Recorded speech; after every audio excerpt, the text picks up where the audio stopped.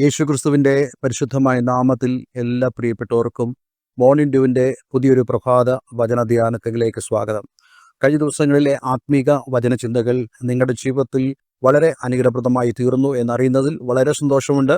ഇന്ന് വീണ്ടും നമുക്ക് കഴിഞ്ഞ ദിവസം ചിന്തിച്ചതായ വേദഭാഗത്തിൻ്റെ തുടർച്ചയായിട്ടുള്ള വേദഭാഗ ചിന്തയിലേക്ക് നമുക്ക് കടന്നു വരാം.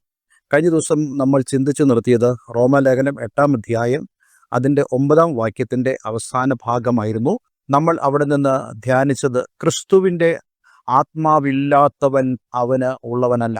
നാം ക്രിസ്തുവിന് ആകണമെങ്കിൽ ക്രിസ്തുവിൻ്റെ ആത്മാവ് നമ്മളിൽ വസിക്കണം. ക്രിസ്തുവിൻ്റെ ആത്മാവ് നമ്മളിൽ വസിക്കുക എന്ന് പറഞ്ഞാൽ കർത്താവായ യേശു ക്രിസ്തുവിനെ നമ്മുടെ ഹൃദയത്തിൽ രക്ഷിതാവും കർത്താവും ദൈവമായി സ്വീകരിച്ച് ആ നിമിഷം മുതൽ ദൈവത്തിൻ്റെ ആത്മാവ് നമ്മളെ വഴി നടത്താൻ തുടങ്ങും. അങ്ങനെ വഴി നടത്തുമ്പോൾ നമ്മുടെ ജീവിതത്തിൽ യാതൊരു വിധമായ ഭംഗവും കൂടാതെ നാം ദൈവത്തിൻ്റെ ആത്മാവിനെ അനുസരിച്ച് നടക്കുകയും ആ ആത്മാവിൻ്റെ നിറവ് ഓരോ ദിവസവും നമ്മൾ അനുഭവിക്കുകയും ചെയ്യണം. ദൈവത്തിൻ്റെ ആത്മാവ് നമ്മളിൽ ഉണ്ട് എന്നുള്ളതിൻ്റെ തെളിവ് എന്ന് പറയുന്നത് ഈ ആത്മാവ് നമ്മെ യേശുവിലേക്ക് വഴി നടത്തും. ഈ ആത്മാവ് നമ്മെ വചനം വായിക്കുവാൻ വേണ്ടി പ്രേരിപ്പിക്കും. ഈ ആത്മാവ് നമ്മെ ആത്മീയ കൂട്ടായ്മയിലേക്ക് കൊണ്ടുപോകും. ഒരിക്കലും നമ്മളുടെ ജഡത്തിനല്ല ഇങ്ങനെയുള്ള ആത്മീയ വിഷയങ്ങളിൽ താല്പര്യമുള്ളത്. നമുക്കെല്ലാവർക്കും അറിയാവുന്ന പോലെ നമ്മുടെ ജഡം ഒരിക്കലും ആത്മീയമായ കാര്യങ്ങളിൽ താല്പര്യപ്പെടാറില്ല. പക്ഷേ നമ്മെ ഓരോരുത്തരെയും ആത്മീയമായ കാര്യങ്ങളിൽ ഉത്സാഹിപ്പിക്കുകയും കർത്താവ് യേശു ക്രിസ്തുവിലേക്കും ആത്മീയ കൂട്ടായ്മയിലേക്കും വ്യക്തിപരമായ പ്രാർത്ഥന തുടങ്ങിയതായ ആത്മീയമായ വിഷയങ്ങളിലേക്ക് ദൈവത്തിൻ്റെ ആത്മാവാണ് നമ്മെ നയിക്കുന്നത്. ഇങ്ങനെയുള്ള ഒരു അനുഭവം ഇല്ലെങ്കിൽ അതിനർത്ഥം നിങ്ങളുടെ ഉള്ളിൽ ദൈവത്തിൻ്റെ ആത്മാവ് ഇല്ല. ദൈവത്തിൻ്റെ ആത്മാവ് ഇല്ല എങ്കിൽ നിങ്ങൾ ക്രിസ്തുവിന് ഉള്ളവരല്ല. ചില ആളുകൾ ചിന്തിക്കാറുണ്ട്, അല്ലെങ്കിൽ അവർ വിശ്വസിക്കാറുണ്ട്, ദൈവം എനിക്ക് ധാരാളം അനുഗ്രഹങ്ങൾ തരുന്നു. ഉദാഹരണത്തിന് അവർ ഒരു വീട് വയ്ക്കുന്നു, അല്ലെങ്കിൽ അവരുടെ കൃഷിഫലങ്ങൾ വളരെയധികം ഫലം കായ്ക്കുന്നു. അവർ പ്രാർത്ഥനയ്ക്ക് പോകുന്നുണ്ട്, പക്ഷേ ക്രിസ്തുവുമായിട്ടുള്ള ഒരു അഭേദ്യമായ ബന്ധം അവർക്കില്ല. അതേസമയം തന്നെ അവർ ചിന്തിക്കുന്നു, ഇങ്ങനെയുള്ള ഭൗതിക കാര്യങ്ങൾ എനിക്ക് നൽകുന്നതുകൊണ്ട് ദൈവം എന്നെ സ്നേഹിക്കുന്നതുകൊണ്ടാണ്.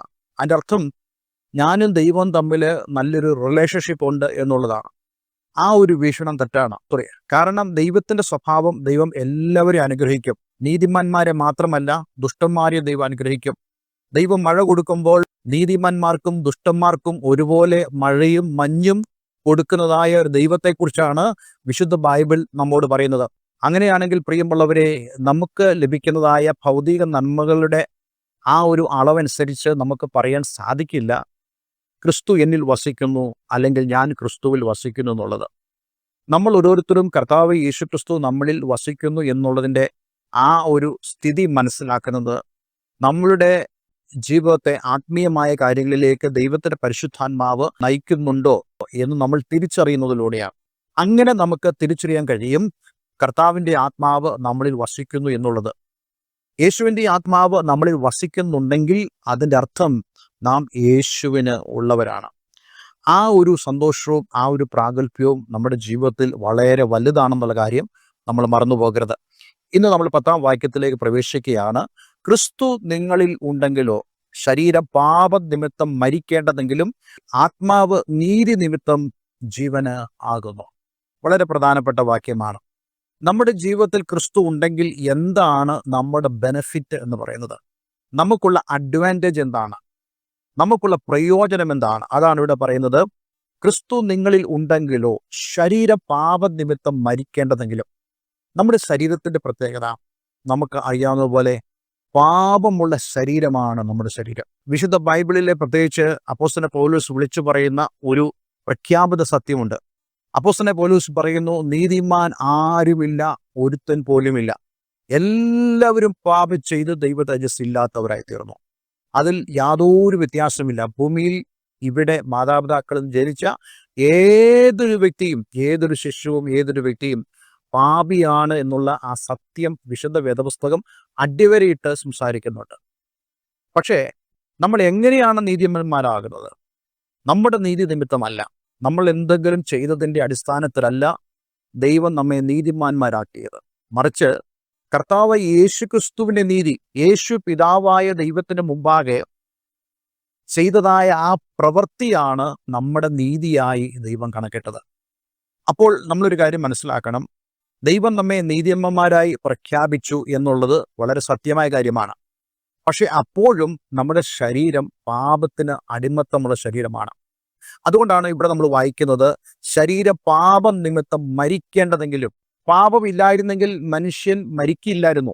ആദാമിന് ശാരീരിക മരണം സംഭവിച്ചത് പാപനിമിത്തമാണ്. പാപത്താൽ മരണം ലോകത്തിൽ പ്രവേശിച്ചുവെന്ന് വിശുദ്ധ വേദപുസ്തകം പറയുന്നല്ലോ. അപ്പോൾ അങ്ങനെയാണെങ്കിൽ നമ്മുടെ ശരീരവും പാപനിമിത്തം മരിക്കേണ്ടതാണ്. അപ്പോൾ അങ്ങനെയാണെങ്കിൽ നമ്മുടെ ശരീരവും പാപനിമിത്തം മരിക്കേണ്ടതെങ്കിലും ആത്മാവ് നിമിത്തം ജീവനാകുന്നു. അപ്പോൾ യേശുക്രിസ്തുവിന്റെ ആത്മാവ് നമ്മുടെ ഉള്ളിൽ വസിക്കുമ്പോൾ നമുക്ക് എന്താണ് ലഭിക്കുന്നത്? മരിക്കേണ്ടതായ ഈ ശരീരത്തെ ജീവിപ്പിക്കും ഈ ആത്മാവ്.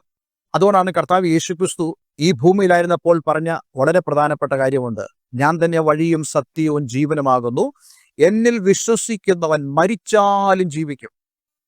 മരിച്ചാലും ജീവിക്കും എന്ന് പറയുമ്പോൾ മരിച്ച നാളുകൾ കഴിഞ്ഞ് ജീവിക്കും എന്നുള്ള അർത്ഥത്തിലല്ല പറയുന്നത്. മറിച്ച് അവന്റെ മരണത്തിൽ പോലും അവന് ഈ ജീവൻ അനുഭവിക്കാൻ കഴിയും. അവന്റെ മർത്യശരീരം മരിച്ചു പോകുന്നു, പക്ഷേ അവന്റെ മർത്യശരീരത്തെ ജീവനാക്കി നിർത്തുവാൻ ഈ ക്രിസ്തുവിന്റെ ആത്മാവ് നമ്മെ സഹായിക്കും. ഒരു ദൈവ പൈതൽ ഈ ലോകത്തിൽ മരണത്തെ പുൽകി എന്ന് വിചാരിക്കുക. പക്ഷെ അപ്പോഴും അവന്റെ ആ മർത്യശരീരം ദൈവത്താൽ ജീവിപ്പിക്കപ്പെടുമെന്നുള്ള ഒരു വലിയ ഉറപ്പ് വിശുദ്ധ വേദപുസ്തകം നമുക്ക് തരുന്നുണ്ട്. അതിൻ്റെ കാരണം, നമ്മൾ ഈ ഭൂമിയിൽ ജീവിച്ചിരുന്നപ്പോൾ നമ്മളിൽ ഈ ക്രിസ്തുവിന്റെ ആത്മാവ് വസിച്ചു എന്നുള്ളതിനാലാണ്. അതുകൊണ്ടാണ് നമുക്ക് തെസ്സലോനിക്ക ലേഖനത്തിൽ വായിക്കാൻ കഴിയുന്നത്, കർത്താവ് തൻ ഗംഭീരനാദത്തോടും പ്രധാന ദൂതന്റെ ശബ്ദത്തോടും സ്വർഗത്തിൽ നിന്നിറങ്ങി വരികയും ക്രിസ്തുവിൽ മരിച്ചവർ മുമ്പേ ഉയർത്തെഴുന്നേൽക്കുകയും. അതായത് കർത്താവ് യേശുക്രിസ്തുവിന്റെ ആത്മാവ് ആരുടെ ഉള്ളിലാണ് വസിച്ചത്? അവർ മുമ്പ് മരിച്ചു പോയിട്ടുണ്ടെങ്കിൽ അവർ ആദ്യമേ ഉയർത്തെഴുന്നേൽക്കും. രണ്ടാമത്തെ കാര്യം, പിന്നെ ജീവനോട് ശേഷിക്കുന്ന നാം എന്ന് പറയുമ്പോൾ ക്രിസ്തുവിന്റെ ആത്മാവ് ഉള്ളവരായ ആളുകൾ നാം രൂപാന്തരപ്പെടും. നാം അവനെ എതിരേൽപ്പാൻ പുറപ്പെടും. ഇതാണ് ദൈവത്തിന്റെ വചനം നമുക്ക് തരുന്നതായ വാഗ്ദത്തം. അങ്ങനെയാണെങ്കിൽ എന്നെ കേൾക്കുന്ന പ്രിയമുള്ളവരെ, നമ്മുടെ ഉള്ളിൽ കർത്താവ് യേശുക്രിസ്തുവിന്റെ ആത്മാവ് വസിക്കുക എന്നുള്ളതാണ് ഈ ലോകത്തിൽ ഏറ്റവും പ്രധാനപ്പെട്ട കാര്യം. നമുക്ക് എന്തെങ്കിലും ഒരു ഡിപ്പോസിറ്റ് ബാങ്കിൽ ഉണ്ടാകുന്നതല്ല ഏറ്റവും വലിയ കാര്യം. സ്വന്തമായിട്ട് ഒരു ഭവനം ചമയ്ക്കുന്നതല്ല ഏറ്റവും പ്രധാനപ്പെട്ട കാര്യം. മനുഷ്യ ജീവിതത്തിലെ ഏറ്റവും പ്രധാനപ്പെട്ട കാര്യം കർത്താവ് യേശുക്രിസ്തു നമ്മുടെ ഉള്ളിൽ വരിക, അവൻ്റെ ആത്മാവ് നമ്മളിൽ വസിക്കുക എന്നുള്ളതാണ്. ആ ഒരു അനുഗ്രഹത്തിലേക്ക് നമുക്ക് പ്രവേശിക്കുവാൻ ദൈവം നമ്മെ സഹായിക്കട്ടെ.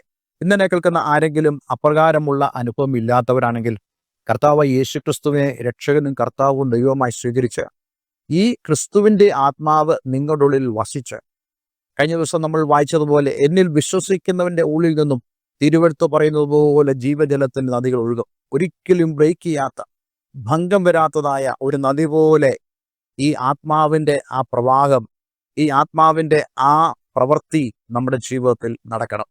അതിനുവേണ്ടി നമുക്ക് നമ്മെ തന്നെ സമർപ്പിക്കാം.